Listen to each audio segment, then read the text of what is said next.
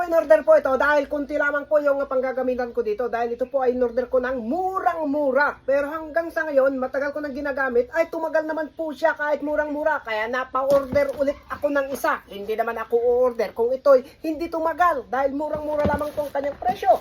Kaya napa-order ulit tayo. Kaya sa mga naghahanap po ng murang grinder po dyan, aba, yung link po ng pinag-orderan po natin dito, lalagay ko na lamang po sa baba po ng ating video para po pindutin ang gustong mag-order. Ito po siya, kompleto na po siya kapag inyong orderin. Ayan, meron na po siyang kasamang dalawang cutting discs. Ayan, ganito din po ito nung in-order ko, no? Ayan, yan. Siyempre, kompleto. Ayan po. Ayan. Ayan, pang-baklas pangpalit ng bala. At syempre po, meron na po siyang kasamang ang carbon brush, pangpalit po kung sakaling naubos na po yung kanyang carbon brush. Ayan o.